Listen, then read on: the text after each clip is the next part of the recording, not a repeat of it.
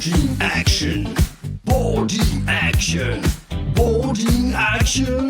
Boarding action. Boarding action. Boarding action. Boarding action. Boarding action. Moins un touche, plus un blaze. État d'alerte. Boarding action. Sabotage. Explosif. 5ème République. Boarding action. Boarding action. Boarding action. Boarding action. Boarding action. Boarding action. Boarding action. Boarding action. Boarding action. Dans un vaisseau. Coup dans l'eau. Anne Hidalgo. Boarding action. Létalité. Ruralité. Michel Barnier. Boarding action. Boarding action. Boarding action. Boarding action. Salut à tous les amis, salut à tous et bienvenue sur Rural Hammer, le podcast du Wargame à l'ancienne et du Warhammer bien de chez nous. Un Warhammer bien de chez nous qui s'incarne particulièrement bien dans le boarding action dont le jingle n'a pas fini de vous saouler. Et bah ouais, hein, les actions d'abordage, c'est quelque part tout à fait dans la lignée de ce que j'ai l'habitude de vous proposer en termes de jeu, en termes de projet et globalement en termes de bonne ambiance. L'action d'abordage, c'est bon pour votre méta, soignez-vous avec ça. Dans ce nouvel épisode de C'est notre projet, je vais partir sur quelque chose de très concret car c'est un projet que je suis en train de faire. Le bouquin Boarding Action est tout simplement une mine inépuisable de petits projets, des projets à petite échelle qui coûtent pas trop cher, des projets qu'on peut globalement plier en moins de 2 mois, des trucs tout à fait sympas. Ben moi, à ma première lecture de ce truc-là, il y a une faction qui m'a jumpé dessus, c'est la Death Guard. Alors, non pas que ces détachements soient meilleurs que d'autres, non, tout simplement parce que j'en avais des boîtes remplies en train de dormir dans une armoire depuis pas loin de 2 ans. Et je me suis dit, putain, là, j'ai l'occasion de la ressortir et d'en faire quelque chose de très concret, quelque chose que je vais essayer de faire assez rapidement et quelque chose que je vais construire autour des patrouilles d'abordage pour peut-être au final arriver sur une véritable armée jouable à Warhammer 40 000, une armée qui pourrait très bien atteindre les 3000 points. Bah ouais, 3000 points, moi j'ai du mal à faire en dessous. Hein. Avoir 2000 points d'armée, putain, j'ai l'impression de toujours jouer des listes à trous. Il y a quelque chose de frustrant dans le petit effectif. Moi j'aime bien les grandes armées, voilà. Donc, cette Death Guard, elle prend corps dans le bouquin Boarding Action sous la forme de 3 détachements. Je vous propose déjà de parler de ça, de parler des détachements, de ce qu'il vous propose en termes de règles. Ensuite, on ira du côté modélisme et peinture. Quant au lore, eh bien, la Death Guard est une faction qu'on a déjà pas mal couvert chez Rural Hammer, notamment avec un épisode dédié aux marines de la peste, hein, donc c'était Brutal Hammer, cette rubrique que je n'ai pas faite depuis longtemps, ça va revenir, soyez-en sûrs. Donc il y a eu cette première émission-là, puis un faction focus pléthorique en compagnie de mon ami Manu, que je salue d'ailleurs. Et donc voilà, la Death Guard, globalement, ça a quand même pas mal été couvert. Donc dans cette émission, franchement, on va pas s'attarder sur ce que sont les datasheets, etc. Ici, le but de la manœuvre, parce que là, vous allez me dire, ouais, ok, en fait, c'est le projet que tu fais, enfin, t'aurais pu garder ça pour soi, tout le monde s'en fout. Bah, ouais, tout le monde s'en fout peut-être, mais en tout cas, la description de ce projet qui est le mien, elle va pouvoir vous présenter la manière de construire une boarding action, puis de la faire évoluer, soit pour jouer d'autres détachements boarding action, soit tout simplement pour la convertir à un plus grand format de Warhammer 40 000. C'est pour ça qu'en fait, ce système de jeu dans le jeu, quelque part, il introduit une nouvelle manière de créer ses listes, une nouvelle manière, quelque part, de structurer son hobby, sa peinture et son gameplay. Et honnêtement, c'est un projet vraiment très cool. Partir de rien, monter une boarding action, la faire évoluer pour jouer une autre boarding action, puis voilà, petit à petit, on arrive à un vrai format 40K. Moi, globalement, en vrai, ce jeu-là, il est en train de complètement bousculer mon planning peinture. Franchement, les choses étaient très, très encadrées.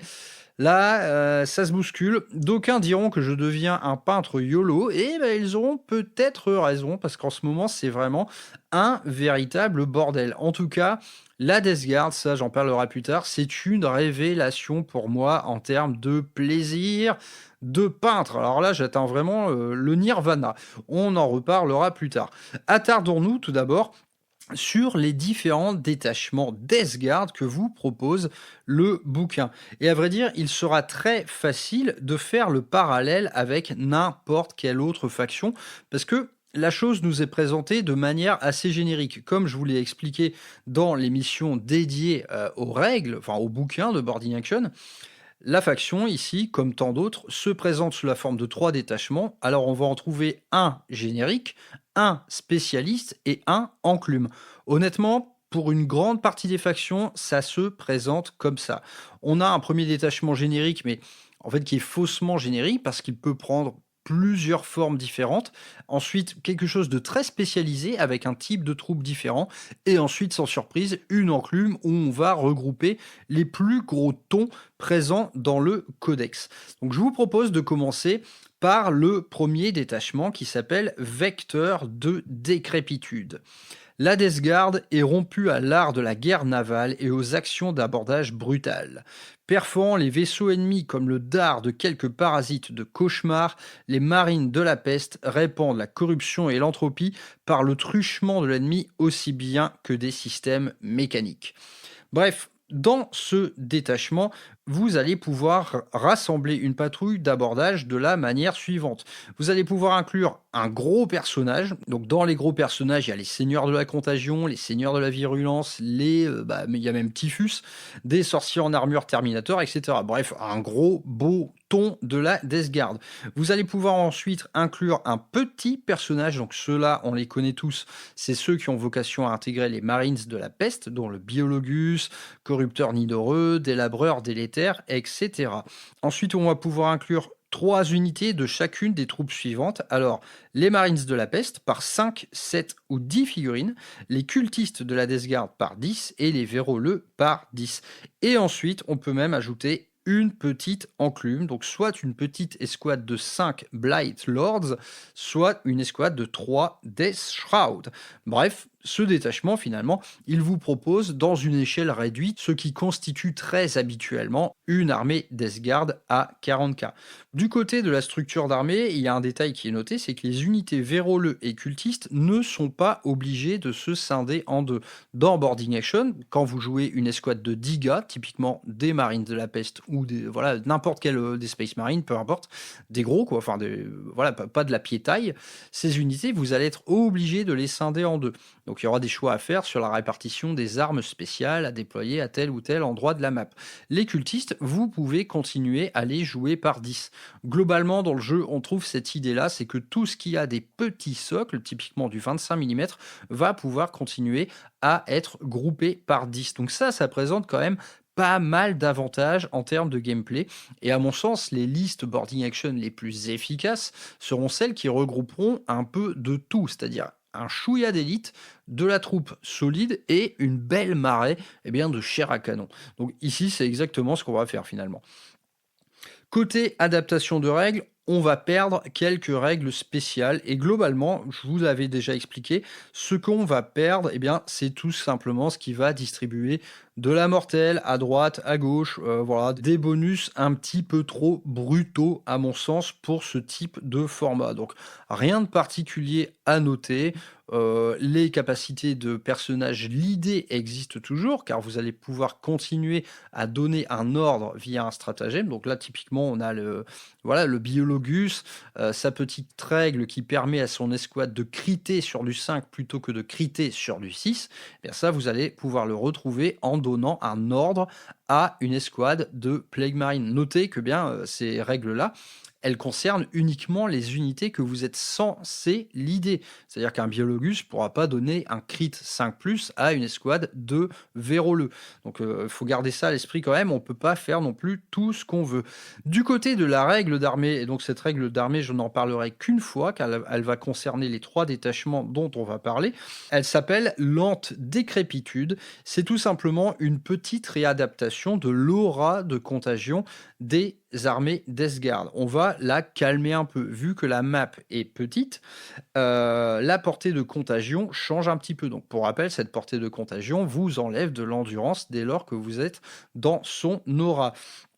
Cette fois, la portée de contagion, elle n'est que de 1 pouce au premier round, de 3 pouces au second, puis de 6 pouces à partir du troisième. Donc on calme un petit peu le jeu en matière d'aura de contagion, et c'est bien normal parce qu'on est sur une map beaucoup plus petite qu'un match-play à 2000 points. Alors, ce premier détachement, vecteur de décrépitude, quelle est sa règle spéciale? Ça s'appelle septuple offrande. 7 par 7, les ennemis tombent, fauchés comme une moisson moisie ou pourrie de l'intérieur. 7 par 7, leurs âmes sont offertes au seigneur de la pestilence. Ça, c'est tout à fait stylé parce que tout simplement, vous allez compter vos morts et tous les 7 morts, vous allez pouvoir ajouter 2 pouces à la portée de contagion qui est en cours. Alors ça, potentiellement, ça peut faire de gros dégâts, parce que naturellement, vous allez envoyer en première ligne vos véroleux, complètement cons, là, qui vont vous servir en fait à protéger vos troupes les plus précieuses. Vous allez les envoyer à la mort, ils vont tomber par tranche de 7, et tous les 7 Gugus morts, vous allez améliorer votre aura de contagion. Donc, petite règle spéciale tout à fait stylée. Ensuite, du côté des améliorations personnages, on va avoir une constitution abjecte qui va pouvoir vous réduire les dégâts de 1. Donc ça, c'est quelque chose qu'on retrouve assez souvent. Les personnages sont désormais tout seuls, ils ne sont plus intégrés, donc ils sont plus vulnérables.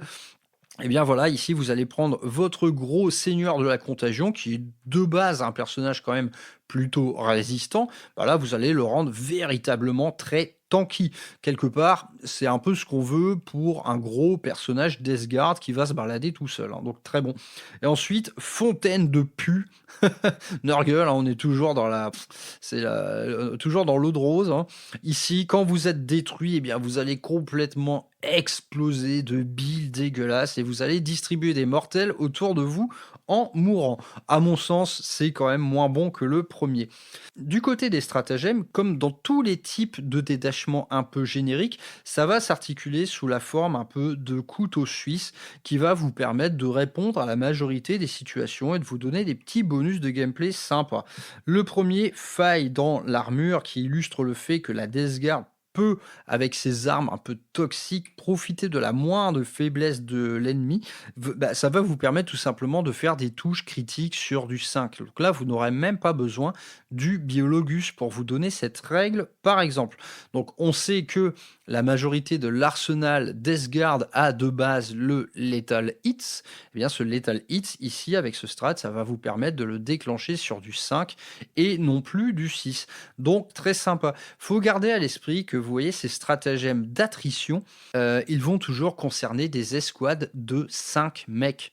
Donc faut pas s'imaginer que ça va faire des ravages non plus. C'est un petit bonus pour une petite escouade. Donc ça, techniquement, sur le terrain, ça représente peut-être 1 PV ou 2 enlevé de plus. Donc dans Board in Action, toutes les mécaniques quelque part d'attrition sont toujours à relativiser. Et c'est quelque chose que j'aime beaucoup. Second stratagème, trépas grotesque. Ça illustre tout simplement le fait que les armes de la peste sont tellement dégueulasses que parfois, lorsque vous faites un mort, la mort de ce mec est tellement violente, le mec il se désagrège, ses tripes elles fondent, que le reste de l'unité est complètement sur le cul. Et ça donne quoi? Ça fait tout simplement que dès que vous faites un mort, avec ce stratagème, le reste de l'unité va devoir faire un test d'ébranlement direct, sans condition. Voilà, c'est gratuit, c'est pour toi. Ce triste spectacle de tripes fondantes t'ébranle un petit peu, mon gars. Troisième stratagème, infestation. Ça va vous servir à contester de l'objectif. Ça illustre le fait que dès lors qu'une unité de Death Guard s'empare d'un objectif, ce dernier devient tout à fait dégueulasse et du coup l'ennemi patauge dans une fange putride de merde là et il a bien du mal à recapturer l'objet. Donc ça techniquement vous êtes sur un objectif, il y a un ennemi avec un OC supérieur qui vient à votre contact, donc techniquement il vous reprend cet objet. Et bien là avec ce stratagème vous dépensez un PC et sur un 5+, eh bien le gars, il est privé de son objectif qu'il était censé vous reprendre, vous le conservez. Et l'autre, eh bien, est en train de patauger dans un mélange de pu et de merde. Allez papy, c'est gratuit. Et le petit dernier, corrosion sointante, ça illustre le fait que tout ce que vous allez toucher va pourrir, et va pourrir de manière très violente. Donc ici, typiquement, lorsque vous allez souhaiter ouvrir une écoutille, si un ennemi se trouve derrière, eh bien, si vous parvenez à l'ouvrir, l'ennemi se prend voilà, une espèce de vent putride en pleine face, et vous allez lui faire quelques petites mortelles des familles. Bref, un détachement plutôt simple, il n'y a pas grand-chose à retenir non plus, et qui s'articule de manière à ce qu'il demeure le plus équilibré possible, à mon sens. On voit pas vraiment de trucs vraiment débordés, ne serait-ce que de n'avoir droit qu'à une seule troupe, par exemple d'élite, comme des Death Shroud. C'est vrai que des Death Shroud, ça peut sembler faire très très peur à un format de 500 points, parce que moi j'ai connu des batailles où une petite escouade de Death Shroud pouvait enlever 150 points d'un coup, par exemple. Ici, ça va rester le cas, mais voilà, ils ne profitent plus de trucs archi pétés. Voilà, ils vont pas pouvoir vraiment profiter des bonus d'un Lord of Contagion qui les lead, par exemple. Donc, comme j'ai dit, tout est un petit peu à relativiser à ce format. Donc, vous voyez ce que ça fait. Eh bien, je vais vous présenter la petite liste que j'ai faite à ce titre, et à vrai dire que je suis en train de peindre. Alors cette liste, elle se compose d'un Lord of Contagion, qui lui, c'est un énorme ton de corps à corps, donc il vaut 80 points. À vrai dire, je pourrais prendre le Lord of Virulence ou même Typhus pour le même prix. Là, honnêtement, dans les listes que je vais vous proposer, on va être dans le sympa, c'est-à-dire que voilà, je m'amuse pas à prendre ce qui est le plus fort. Techniquement, franchement, au même coup en points, Typhus est bien meilleur qu'un Lord of Contagion. Mais j'ai envie de jouer celui-là, tout simplement, parce que je suis en train de le peindre, j'adore la figurine. Bref, un Lord of Contagion, donc, qui a un gros ton au corps à corps, clairement, et le mec il meule. Je vais lui donner la petite amélioration qui lui permet de réduire de 1 les dégâts reçus, et donc combiné à son châssis, qui est vraiment pas dégueulasse, parce qu'on a 6 PV, en du 6, save à 2, donc le mec est quand même costaud. Faut savoir que dans Boarding Action, vous n'allez jamais affronter du dégât 3 au corps à corps, par exemple, il n'y en aura pas, ou alors mais d'une manière infinitésimale. Le pire qui puisse vous arriver avec un gros personnage de ce genre, c'est de prendre un coup de fuseur. Donc va falloir faire gaffe. Va falloir faire gaffe quand même. Bref, un bon gros chef de patrouille d'abordage. Ensuite, naturellement, je joue 2 escouades de 5 Plague Marines. Alors ici, côté équipement, naturellement, on sait que dans Boarding Action, l'arme qui vous sera la plus précieuse, ça va être le lance-flamme. Donc idem, ne déconnez pas trop, ne foutez pas des lance-flammes partout, d'autant que les lance-flammes de la Death Guard sont purement dévastateurs. Là, on parle de trucs infanterie, anti-infanterie 2+, etc. Bon bref, moi, je me suis amusé avec les figurines que j'avais et j'ai tout simplement fait un petit melting pot. Donc j'ai du plasma, j'ai du Blight Launcher, j'ai un lance-flamme lourd quand même, on va pas déconner, et puis pas mal d'armes qui tatanent un petit peu mieux au corps à corps, donc que ce soit des armes lourdes buboniques ou les espèces de lames d'obsidienne là qui saturent un petit peu plus. Bref, des petits Plague Marines tout à fait sympas. Ensuite, en choix d'élite, je vais jouer une escouade de Death Shroud Terminator. Voilà, ils ne sont que 3. Mais alors ces mecs, là on parle de quelque chose d'impressionnant à l'échelle Boarding Action. Ils sont tanky, ils sont dévastateurs au corps à corps. Bref, là ça va être mon gros truc qui fait peur. Et pour finir, je joue 2 unités de 10 Poxwalkers. Donc vous voyez, une petite armée Boarding Action, mais ultra classique, qui répond vraiment à cette ossature généraliste qui vous permet d'un peu tout faire. Il y a de la bonne troupe, il y a de la battle line. On rappelle que les battle lines vont pouvoir sticker des objets, ça c'est important. quelques lance-flammes pour du tir en état d'alerte, ouais, les Death Shroud aussi, des petits lance-flammes qui marchent pas mal, et eh bien 2 petits rideaux de Poxwalkers pour, bah, voilà, pour prendre les dégâts et pour mourir par tranche de 7. Ça, c'est sympa, c'est quand même un élément de gameplay, qu'il ne faudra pas oublier. Donc voilà, une petite liste tout à fait sympa, je pourrais très bien y faire quelques changements. À vrai dire, là, ma liste fait 470 points. Il me manque 30 points, vous voyez, c'est un petit peu galère à Boarding Action. Je pourrais très bien, troquer mes Terminator Death Shroud contre des Terminator Blight Lord pour franchir un petit peu la barre des 500 points. Néanmoins, là, voilà, c'est exactement ce que je suis en train de peindre pour l'instant. Et du coup, je me contente de ça pour le moment. Le deuxième détachement dont on va parler s'appelle Archi-Contaminateur. Aussi invincibles qu'infects, ces élus de Mortarion sont capables de donner l'assaut aux astronefs ennemis, comme de se retrancher pour défendre les compartiments et les systèmes les plus essentiels de leur propre vaisseau de la peste. Aucun adversaire ne peut résister à leur abjecte férocité. Vous l'aurez compris, ici on parle de l'enclume. Alors là, en termes de list building, c'est difficile de faire plus simple. Vous allez pouvoir choisir jusqu'à 2 gros tons. Donc on retrouve le Lord of Contagion, Virulence, Sorcier Terminator et Typhus.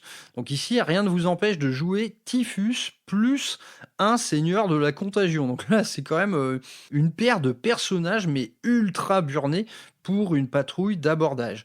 Et ensuite, vous allez pouvoir inclure jusqu'à une unité de chacune des suivantes: Terminator Rouillark, Terminator du Linceul et Rejetons du Chaos. Donc les fameux Chaos Spawns, les enfants du chaos, ils s'appelaient comme ça également. Donc là, on note une limitation naturelle. C'est qu'en fait, en termes de coût en points, c'est ce que j'avais fait au début en liste, il y avait une escouade de 3 Death Shroud et 2 escouades de 5 Blight Lords, mais en vrai, ça vous est interdit. Vous n'aurez le droit qu'à une escouade de chaque Terminator, et les Terminators du Linceul sont strictement limités à 3 figurines. Donc vous voyez quand même quelques petites limitations comme ça. Donc on va d'abord parler des règles. Donc la lente décrépitude, eh bien, ne change pas, c'est exactement la même règle de aura de contagion. Et du côté de la règle de détachement, c'est très très sympa, ça s'appelle corruption inéluctable. À chaque fois qu'une unité ennemie va vouloir faire une manœuvre tactique, donc je rappelle, les manœuvres tactiques, il y a sécuriser un objectif, préparer un tir en état d'alerte ou préparer sa défense, par exemple pour recevoir une charge. Eh bien, si cette unité est à portée de votre aura de contagion, eh bien, elle va devoir faire un test de commandement, et si elle le rate, eh bien, cette manœuvre tactique est ignorée. Donc ça, potentiellement, ça peut être très très bon. De plus, à votre phase de commandement, tous les objectifs sécurisés par l'ennemi, donc soit qu'il l'occupe, soit qu'il a sécurisé via une manœuvre tactique, vous allez jeter un dé sur un 5+, et bien cet objet, il le perd.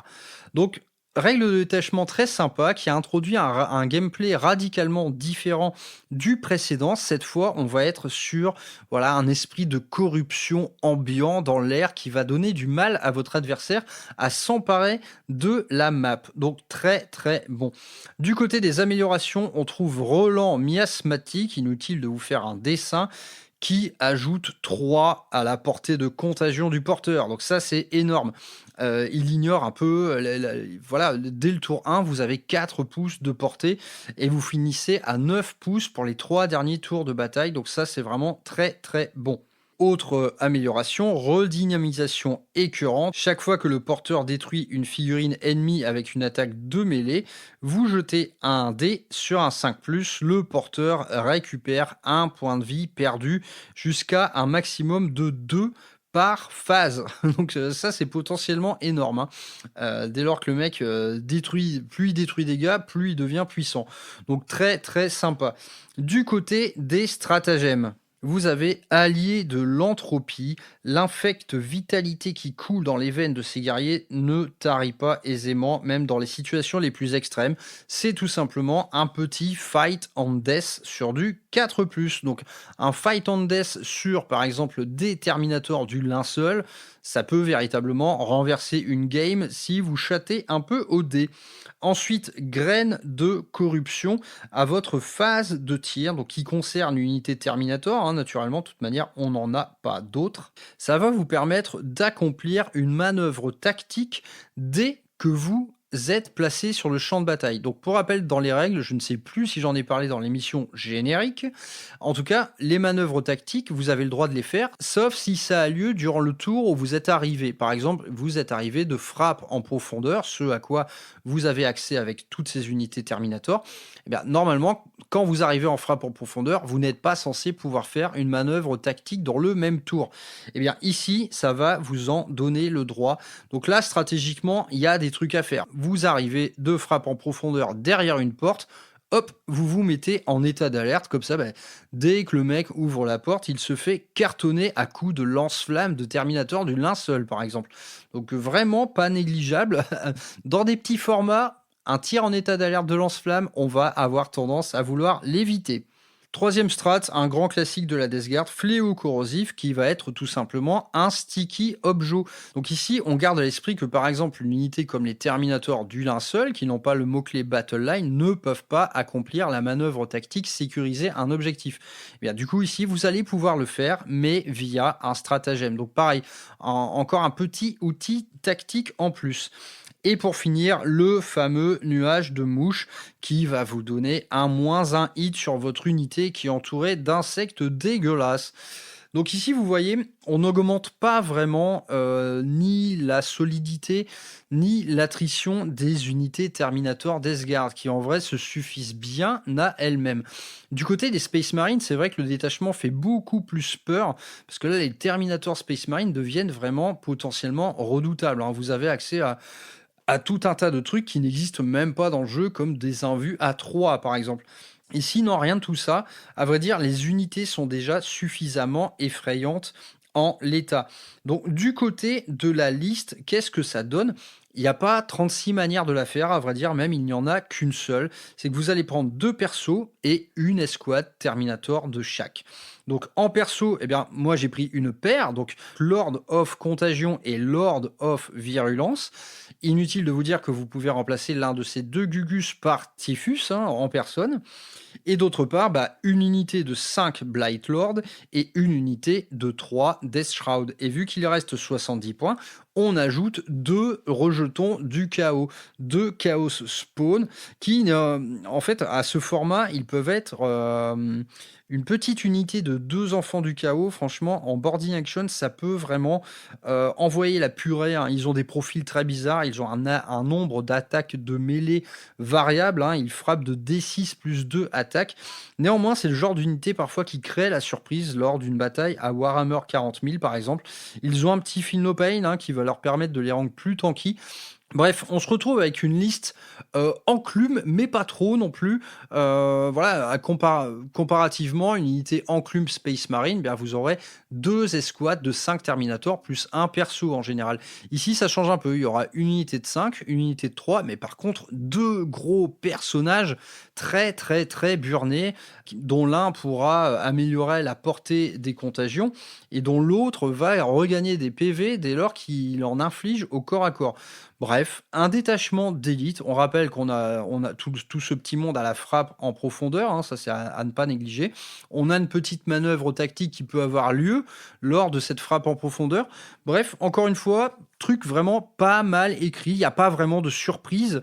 On n'est pas vraiment dans l'originalité, mais néanmoins, ces troupes d'Esgard d'élite, elles sont tellement kiffantes que naturellement, on va avoir envie de les faire. Et on finit par le dernier détachement, donc qui est le détachement spécialiste, qui s'appelle Mutinerie immonde. Sous l'influence corruptrice des adorateurs de Nurgle, les astronefs peuvent tomber malades comme un organisme vivant. Les couloirs se remplissent de cultistes malades et chantants, les compartiments sont obstrués par des entités hideuses et même les bâtiments les plus redoutables succombent au mal. Vous l'aurez compris, c'est un détachement de horde. Alors, comment elle se construit, cette horde ? Vous aurez encore une fois accès à un gros personnage, donc Typhus, Lord of Contagion et compagnie, un petit personnage, donc Biologus, Corrupteur et compagnie, et ensuite jusqu'à 3 unités de chacune des suivantes, cultistes de la Death Guard et véroleux, les fameux Poxwalkers. Et toujours ce petit bonus possible de rejetons du chaos de la Death Guard jouable par 2. Donc là, vous avez compris l'esprit, c'est qu'on va avoir une énorme horde sur la table, dirigée par un gros ton de personnages de la Death Guard. Toujours la lente décrépitude, c'est-à-dire que voilà, tout le monde a son aura de contagion. Quant à la règle de détachement, elle est vraiment super. Donc ça s'appelle propagation implacable et nous allons le voir, ce détachement, il va être basé sur l'aspect horde et bonus de mouvement. Donc là, votre but, ça va être vraiment d'engluer l'adversaire, alors qu'en fait, on va jouer avec des troupes qui sont nulles. Je veux dire, que ce soit des Poxwalkers ou des cultistes du chaos, faut pas attendre de ces gars une attrition vraiment élevée. Néanmoins, vous allez mais complètement inonder l'ennemi avec ça. Et donc là, ça va vous donner propagation implacable, un mouvement de consolidation de D3 plus 3 pouces au lieu de 3 pouces. Donc du mouvement bonus, et ça c'est très cool. On rappelle que les Poxwalkers par exemple ont un mouvement aux fraises, donc des petits mouvements de bonus comme ça, c'est pas mal. Donc c'est une règle de détachement honnêtement qui paraît anecdotique, mais vous allez le voir, la suite est plutôt sympa. Par exemple, du côté des optimisations, donc pour rappel, il y a un gros personnage et un petit. Porteur de vérole va vous permettre, une fois par bataille, à la fin de votre phase de mouvement, au contact avec des véroleux, vous allez en restituer jusqu'à D3 plus 3. Voilà, ça c'est ça qu'on veut. À la fin de votre phase de mouvement, une unité de véroleux abîmé, vous en faites ripoper. Il gagne de la distance, il gagne du mouvement, il gagne de la distance de charge. C'est exactement ce qu'on veut dans ce type de détachement horde dégueulasse. Et ensuite, la main de Nurgle, à votre phase de commandement, vous choisissez un pion d'objectif que vous contrôlez et qui est à portée. Sur de plus, ce pion d'objectif est sécurisé. Donc ça vous donne droit à la fameuse manœuvre tactique sécuriser l'objectif, mais cette fois-ci, ce n'est pas un stratagème, ce n'est pas dû au mot-clé Battle Line, ça va être un personnage de gérer ça. Donc là, voilà, le choix est large en termes de personnages. En tout cas, vous allez avoir envie d'équiper cette petite amélioration sur votre petit personnage, ça paraît évident. Du côté des strats, on trouve lueur véroleuse. On sait à qui ça s'adresse, quoi. Ça va permettre à vos Poxwalkers de dérouiller un peu plus au corps à corps. Et honnêtement, ils en ont quand même un peu besoin. Vous allez améliorer de 1 la caractéristique de pénétration d'armure des armes de mêlée de ces petits Pox. Donc ça, typiquement, même contre des Space Marines, vous allez quand même faire des dégâts. Très bon. Ensuite, chemin de la pestilence. Donc là, ça se déroule à la phase de mouvement. Et ça s'adresse cette fois aux cultistes. Vous allez choisir une écoutille fermée et au début de votre phase de mouvement, vous allez pouvoir l'ouvrir. J'en ai déjà parlé de cette mécanique qui s'appelle par exemple dans les améliorations génériques de Board in Action Breacher Expert. Cette fois, vous le retrouvez sous forme de stratagème. Il faut garder à l'esprit que cette mécanique d'ouvrir une écoutille au début de la phase de mouvement et non pas à la fin, vous garantit généralement, c'est une forme de mouvement bonus maquillé. Ça va vous permettre de vous projeter plus rapidement dans les couloirs. Ensuite, troisième stratagème, les morts se relèvent toujours à la phase de mouvement. Une unité de véroleux qui est en réserve, va gagner la frappe en profondeur. Ça, c'est vraiment génial. C'est vraiment génial parce que déjà, vous allez commencer la partie avec un monde fou sur la table et ensuite, dans un endroit stratégique, vous allez rajouter une couche de 10 figurines qui vont être très chiantes à enlever. Tout le monde a un Feel No Pain à 5 là-dedans. Ça, c'est super. Donc, vous allez vraiment vous emparer de la map avec une forme de horde comme ça. Donc, cette faible de véroleux, vous allez pouvoir y avoir accès au tour 2 et au tour 3. Donc, c'est vraiment très, très bon. Rien ne vous empêche de choisir, de faire débarquer 20 véroleux en frappe en profondeur. Et dernier strat qui est très cool, offensive traînante, ça c'est, donc pour rappel le gameplay il va consister à engluer l'adversaire avec vos véroleux, cet adversaire parfois il va vouloir fuir. Et là, elle va pouvoir le faire. Donc, l'unité au contact de vos véroleux, l'unité ennemie bat en retraite. Dès lors qu'elle bat en retraite, donc durant le tour ennemi, vous allez avoir un mouvement bonus. Donc ça c'est vraiment cool. Vous allez tout simplement pouvoir la poursuivre. très bon. Là, on est vraiment totalement dans l'esprit hors de dégueulasse. Bref, ce détachement mutinerie immonde, détachement spécialiste, eh bien là, vous voyez que c'est vraiment un truc de spécialiste, mais c'est des spécialistes de merde, hein. Donc, tout est fait pour que ça se passe bien. Néanmoins, vous avez des mouvements bonus, vous allez pouvoir en faire ripoper, vous avez accès à de la frappe en profondeur. C'est absolument très très cool. Et du coup, du côté list building, bah, là encore, il n'y a pas 36 moyens d'en faire parce que vous êtes limité à 3 unités de chaque, que ce soit cultiste ou Death Guard. Donc bah, ça, sur le terrain, ça nous donne 3 unités de 10 véroleux et 3 unités de 10 cultistes, respectivement à 50 points l'unité. Donc là, vous avez 60 mecs sur la table et ça vous coûte 300 points. Donc ça, c'est quand même assez violent, hein. 300 points, 60 mecs. Donc vas-y mon gars, on va rajouter le petit bonus d'enfant du chaos, donc 2 grosses figurines, tout à fait sympa. Et du côté des persos, eh bien là cette fois on va avoir envie de jouer Typhus, hein. Parce que là on va manier uniquement des trucs vraiment faiblards. Et bien là il faut que votre gros personnage il envoie du steak. Donc Typhus, excellent. Il perd dans Boarding Action son espèce de sort psychique qui lui permet de balancer des mortels à distance, honnêtement qui est très violent. Donc à ce format de 500 points, naturellement, c'est une bonne chose de le voir enlever. Et à côté, j'ai choisi un petit Biologus Putrefire. Donc celui-là, ça va être un peu un personnage à tout faire.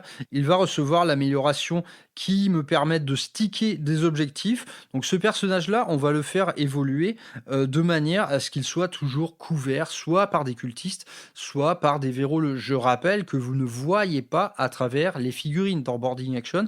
Donc les personnages, pour les protéger, il n'y a pas 36 moyens. Donc là, le but du jeu, c'est de faire ramper la horde, d'engluer l'ennemi, de l'empêcher de fuir, hein, avec un strat.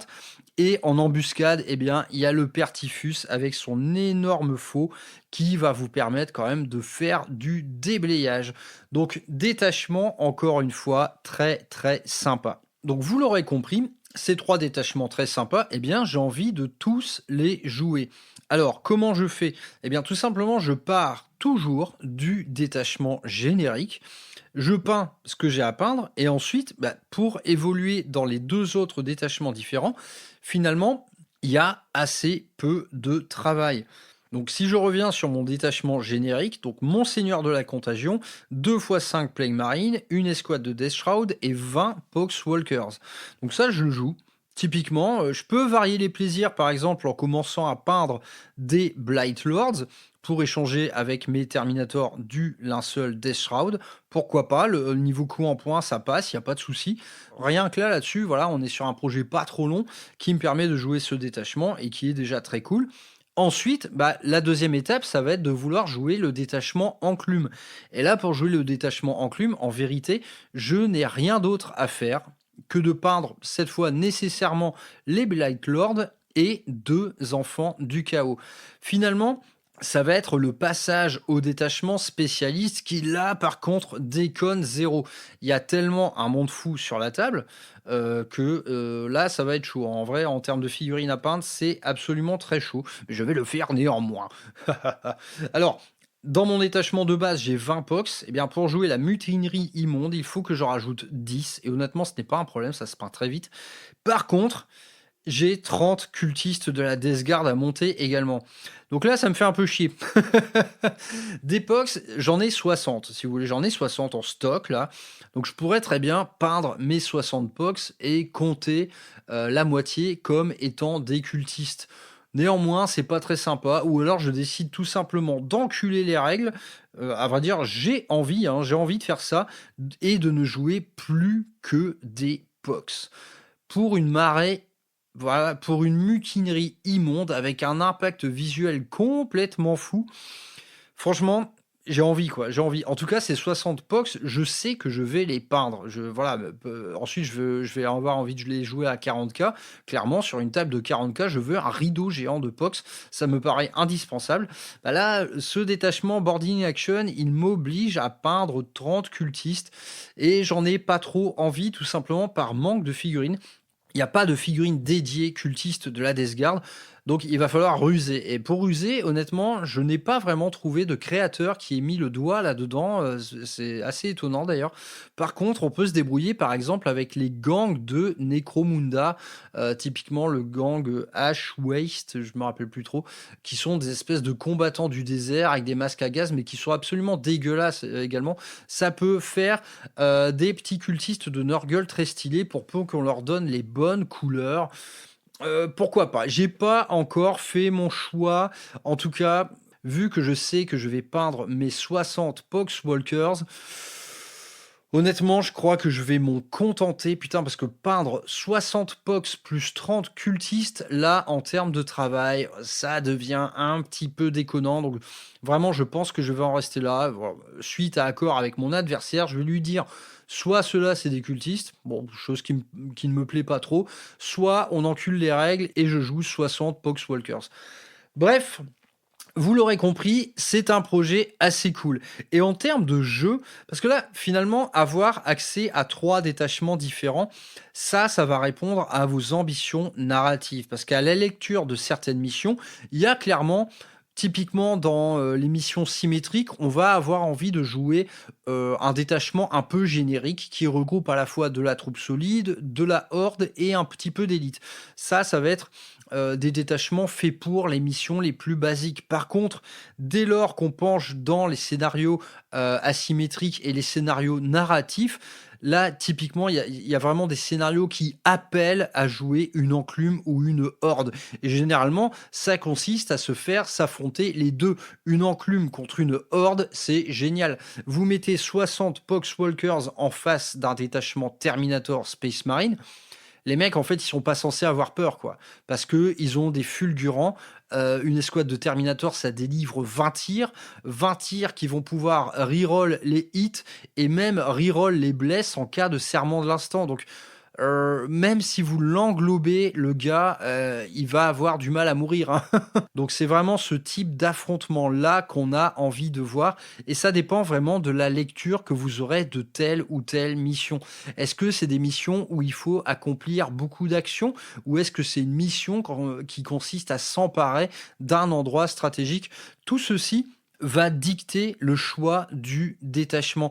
Et c'est vrai que quand on a accès à 3 détachements différents, là, on peut faire ce que j'appelle de la belle bataille. Parce que ça va pas vous arriver de jouer un détachement inadapté. Il y a clairement le détachement mutinerie immonde, il est inadapté à certains types de missions qui vont vous demander un punch maximal pour, par exemple, la capture d'une chambre forte.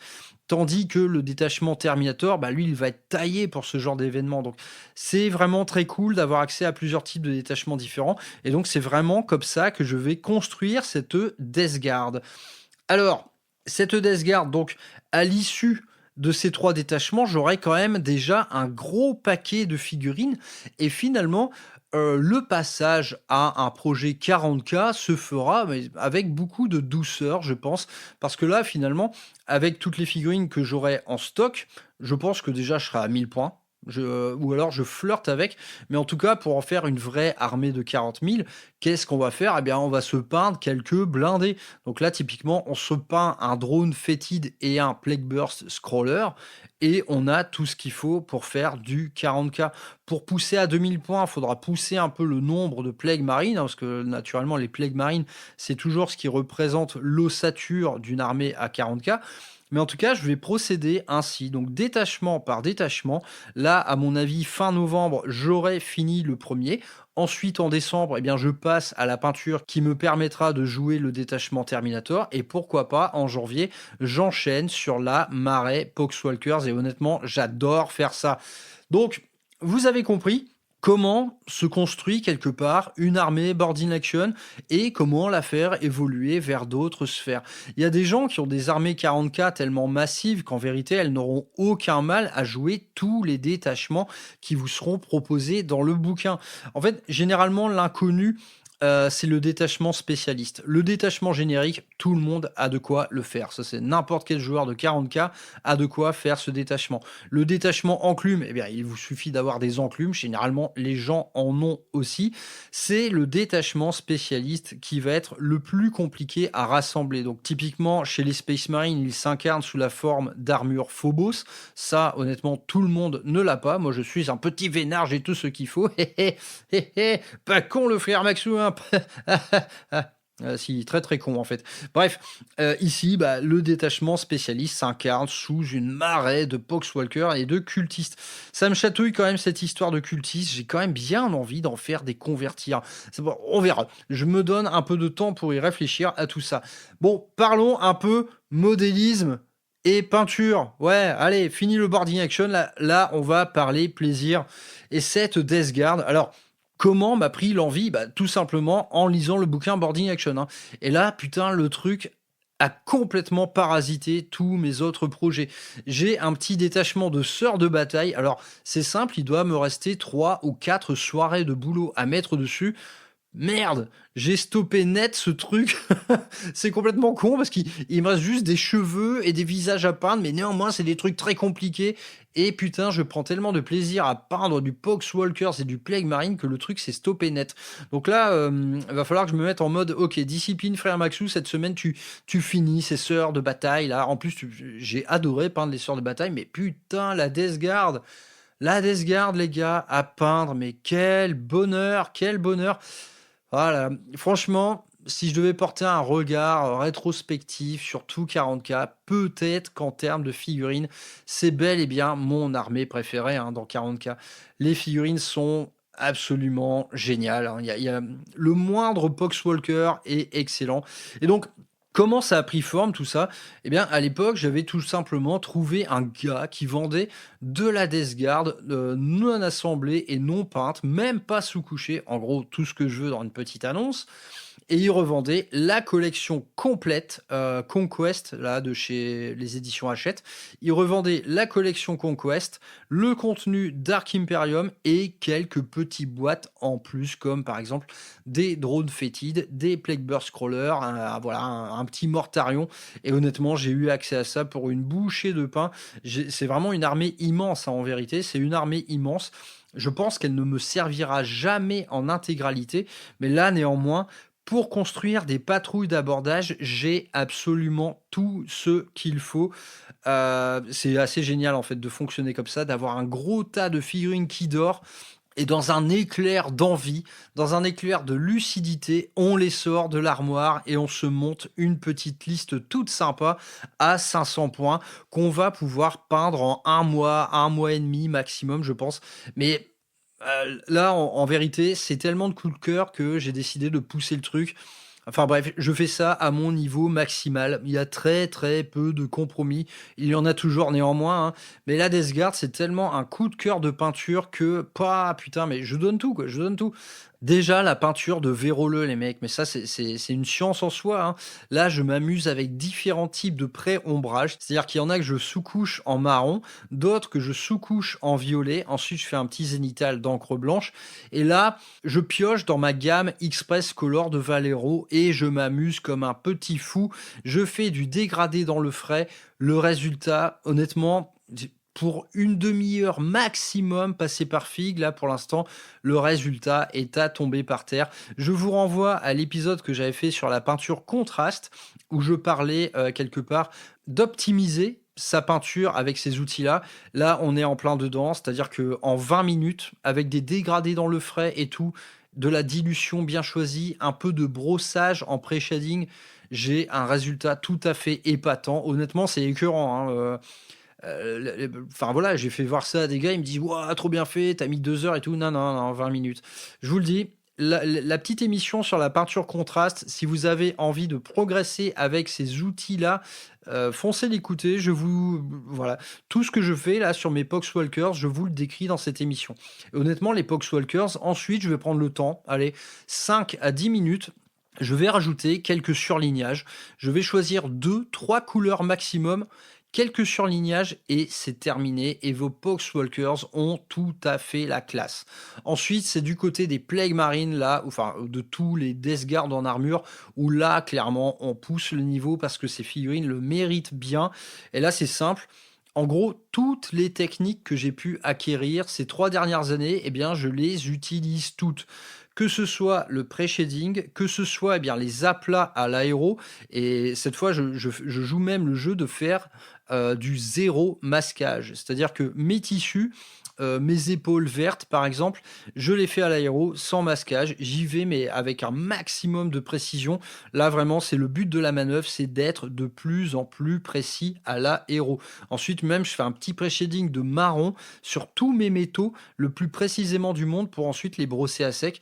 Bref, je m'éclate avec l'aéro sur la Death Guard. Et en vérité, c'est assez permissif, quoi. C'est assez permissif. Donc, j'ai choisi un schéma de couleur pré-hérésie. Honnêtement, j'ai pas encore trop bossé le lore. Le lore de la Death Guard, il est un peu bordélique d'une compagnie à l'autre. Hein. Donc, les compagnies ont chacune leur couleur.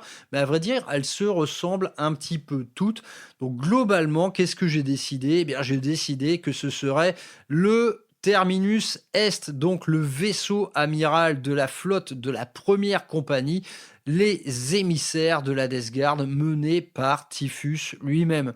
Vu que je compte bien jouer Typhus de temps en temps, c'était le choix le plus naturel. Alors, ça ne colle pas en termes de couleur, mais à vrai dire, je m'en fous et je ne m'interdis pas en fait que cette Death Guard devienne un assemblage de plusieurs compagnies, parce que cette Death Guard, je vais lui donner un maximum de couleurs différentes et je m'amuse comme un petit fou à cette étape. Donc là, je reste pour l'instant pour cette première patrouille d'abordage dans un schéma pré-hérésie, c'est-à-dire tout simplement de l'os blanchi, hein, un peu typiquement comme la Deathwing, et je m'amuse à l'enrichir un petit peu, et là j'utilise par exemple des encres violettes pour lui donner ce petit quelque chose de fléchi, c'est-à-dire un peu qui rappelle la chair, donc une chair naturellement très très contaminée, mais une chair quand même. C'est un peu moins tristoun que ce schéma pré-hérésie normal, avec ce vert très pâle, hein, ce vert très malade. Donc pour ce vert, j'ai utilisé tout simplement un Express Color qui s'appelle Plague Green, il fonctionne à merveille. Et petite astuce pour cette compagnie de Death Guard là que je suis en train de faire, c'est-à-dire que je peins mon os à l'aéro, ensuite je fais mes épaulettes en Plague Green, je fais mes tissus en Imperial Purple, un violet mais magnifique, elle est excellente cette peinture. Ensuite, je fais tous mes trims en métaux. J'utilise du Decayed Metal de chez Scale 75, qu'ensuite je vais rehausser au cuivre. Très belle couleur, le Decayed Metal, il est très très bon. Et en fait, une fois que j'ai posé tous ces aplats, eh bien, je fais mes ombres à l'encre violette, mais donc cette encre violette, eh bien, elle recouvre tout. Que ce soit le vert, ça fonctionne. La couleur chair, eh bien, ça lui donne une espèce d'allure un peu dégueulasse, chair putride. Et sur les métaux, eh bien, ça fonctionne très bien comme ça.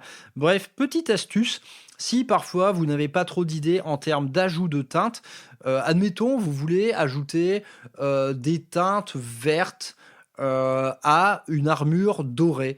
Eh bien, pourquoi pas poser toutes les bases, quoi. Si par exemple cette armure dorée, il y a du vert clair, si sur cette armure dorée, il y a également des tissus en orange, eh bien, un petit passage d'encre verte sur tous ces éléments à la fois va vous permettre d'une part d'ajouter de la teinte et d'autre part eh bien, d'enrichir la palette globale de la figurine. Donc voilà, petite astuce pour aller plus vite, faire les ombres de toutes vos couleurs en même temps et avec la même couleur.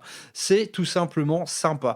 Ensuite, en termes de technique employée, j'utilise également beaucoup de sponging, donc la petite éponge qu'on va venir tapoter pour vieillir l'armure. Là encore, je le fais partout, sur les métaux, sur l'armure de chair, sur le verre, voilà, ça passe tout seul. Ensuite, naturellement, j'utilise beaucoup d'huile, hein, c'est de la Death Guard, on a envie que ce soit crado. Donc là, j'ai expérimenté un petit peu, j'ai fait un premier lavis général sur toute la figurine. Donc là encore, je couvre tout, les métaux, le violet, le vert, l'os, absolument tout. Un petit dark brown très très dilué, où je couvre toute la figurine. Ensuite, je nettoie un petit peu au coton-tige les parties les plus exposées à la lumière pour ne pas trop les teinter. Néanmoins, ça teinte toujours un petit peu, on va pas se mentir. Ensuite, je fais des frappes chirurgicales de dark brown, cette fois uniquement dans les recess. Et en fait, mon lavis général préalablement posé, ce qui fait que, en fait, il va recouvrir toute la figurine de lavis. Et dans ce lavis, il y a du solvant. Ensuite, lorsque je viens faire des frappes chirurgicales d'huile pure dans les creux, ça va glisser tout seul parce qu'il y a un peu de solvant qui s'est logé dans ces creux. Donc voilà, encore une petite astuce pour aller plus vite. C'est très sympa. Et ensuite, je fais sécher et là, par contre, je joue avec la rouille. Donc là, j'ai une huile un peu orange, ouais, orange brun, tu vois, ça fait un peu couleur rouille. De toute façon, le truc s'appelle Rust, je crois. C'est du Hamo de chez Rick Jiménez, le spécialiste espagnol en peinture à l'huile. Putain, je suis con, merde. Donc j'ajoute de l'orange comme ça, et là on est vraiment dans le travail à l'huile un peu chirurgical, c'est-à-dire que je vais enrichir mes métaux de rouille et je vais également sculpter au pinceau des petites coulures qui sortent un peu des gonds de l'armure, qui sortent un peu des bubons, etc. Bref, un gros travail à l'huile quand même. Ici, on ne peut pas parler de gain de temps, véritablement pas. Honnêtement, pour un plague marine, la quantité de travail à l'huile, elle doit être proche de la bonne demi-heure. Donc ce n'est vraiment pas rien. Donc à ne pas négliger, néanmoins, c'est tout ce qui fait le sel d'une Death Guard, c'est la salissure.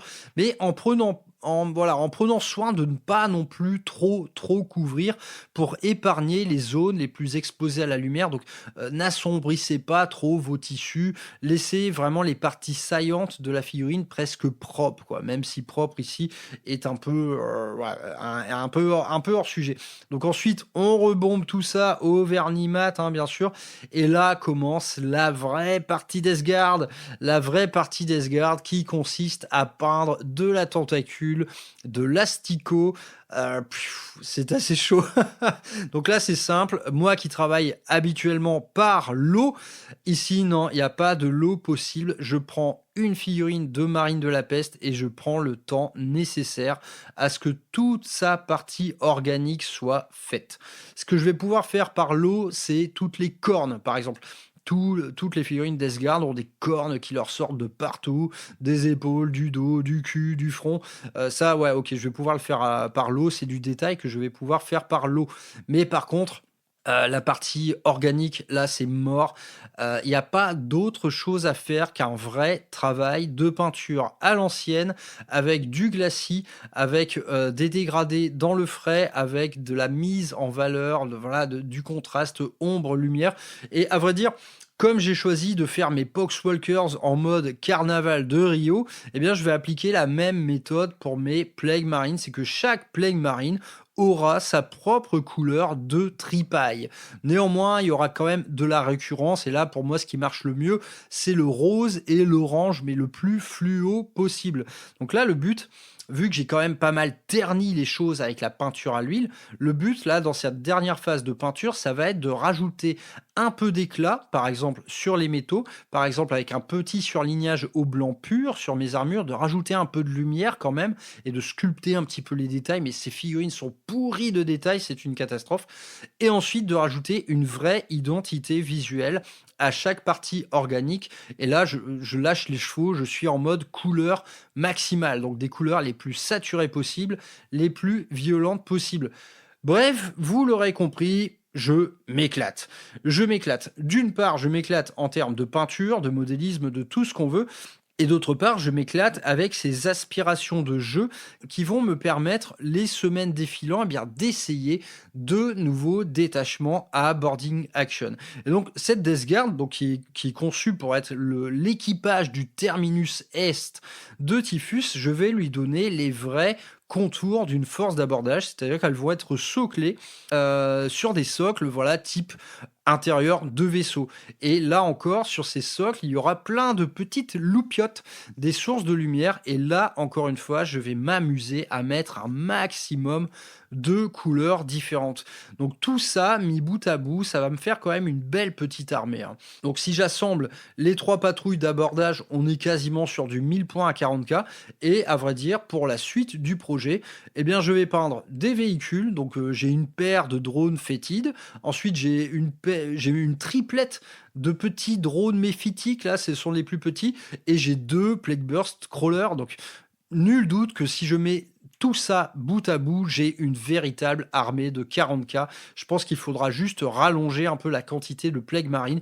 Et à vrai dire, ce n'est pas un problème parce que je prends tellement mon pied à peindre ça. Voilà. Bref, la suite est toute trouvée. Bon, je vous ai un peu raconté ma vie dans cette émission, on va pas se mentir, mais néanmoins, ça peut peut-être vous donner un peu des éclaircissements sur la manière de monter une petite boarding patrol et de la faire évoluer un peu au gré de vos aspirations. Est-ce que vous avez envie de jouer d'autres détachements de boarding action ou tout simplement est-ce que vous avez envie de faire évoluer la chose sous une forme bien 40k plus conventionnelle. Néanmoins, moi là j'ai trouvé ma voie. Nurgle, c'est une révélation. Je vais en faire une armée gigantesque, ça ne peut pas finir autrement. Là, le pied que je prends sur l'infanterie, nul doute qu'il sera décuplé sur les véhicules. Ça, c'est une évidence. Et naturellement, dans cette pile de la honte qui va tendance à s'amoindrir au fil des semaines, il y a le grand papa, il y a Mortarion, évidemment, il y a Mortarion. Et après, on s'imagine, ouais, j'aurais peut-être aussi envie de peindre du démon de Nurgle que je vais jouer en allié. Là, la méthode que je vous décris sur les Poxwalkers, là, c'est-à-dire pré-shading et festival de couleurs express de chez Valero, un grand immonde, mais putain, un grand immonde, tu peux atteindre un résultat proprement stupéfiant avec cette technique-là. Donc, évidemment, je vais avoir envie d'essayer aussi. Bref, ce projet est tombé de nulle part. Il est venu parasiter tout mon putain de planning. Ma gigantesque armée Eldar, subit les contre-coups de ça. Mais à vrai dire, c'est pour le mieux. Parce que cette armée d'Esgard, cette peinture d'Esgard, c'est, à mon avis, c'est pour moi un tremplin.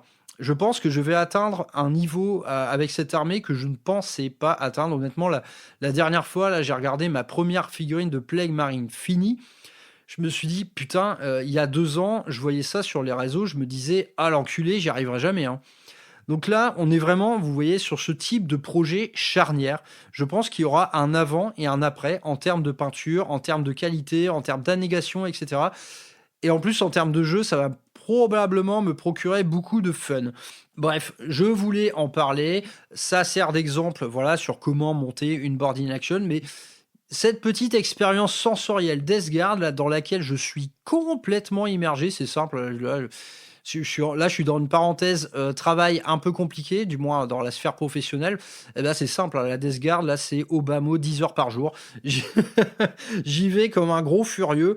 Et la mission, c'est cette première patrouille d'abordage, de la faire en moins d'1 mois. Et je suis en bonne voie de réussir. Et c'est trop bien, c'est trop bien.